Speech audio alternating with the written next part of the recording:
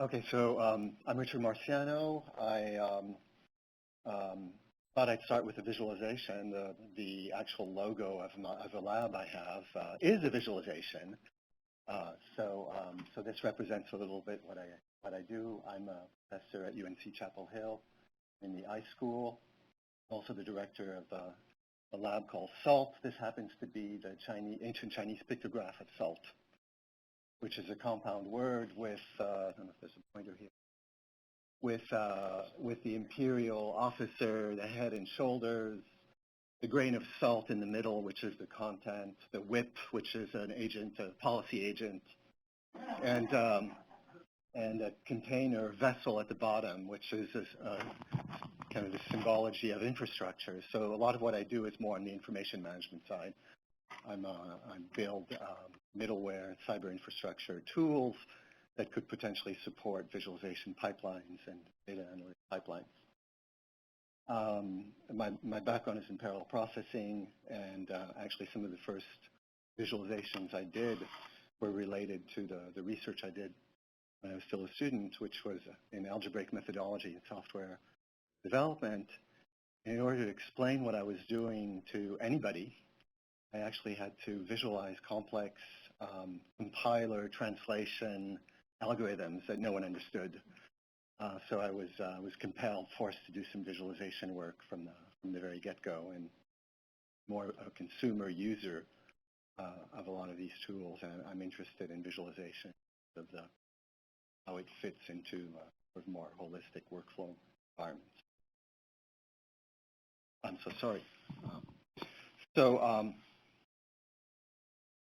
So areas of visualization where I suppose I could say I'm involved have to do with geospatial. Can you hear me a little bit better? I'm going to lean over. With geospatial visualization on the top left, this is a prototype I'm developing, which is some kind of crowdsourcing, distributed open source platform, integrating heterogeneous data sets of all sorts, including social, historical, racial, planning, urban type things. I'm very interested in social justice and humanities visualization. So I suppose you could call that sort of the human face of big data, figuring out how you can manipulate, come up with stories, et cetera. On the right-hand side, this is a project I've had for a while, integrating historical planning data from the 1930s to the present, looking at racial neighborhood exclusion data. This happens to be the city of Asheville, North Carolina. I have a project there.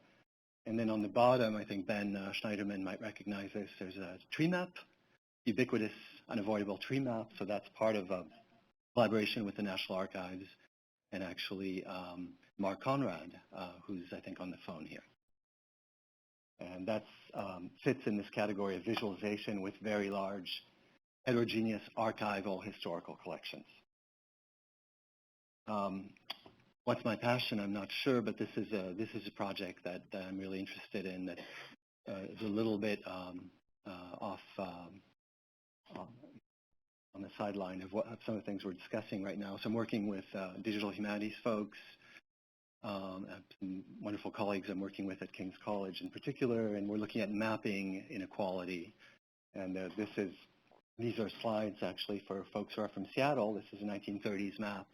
These were secret surveys in the 1930s, quantifying and mapping the infiltration of undesirable ethnic groups and populations in cities.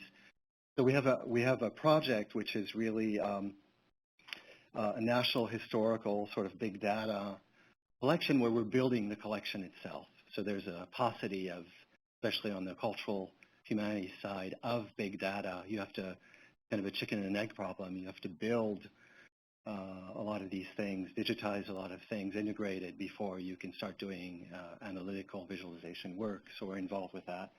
This is part of a survey with tens of thousands of neighborhoods in the 1930s and 40s, and we're crowdsourcing both the scanning, digitization, vectorization, and all kinds of things. So it's a big project.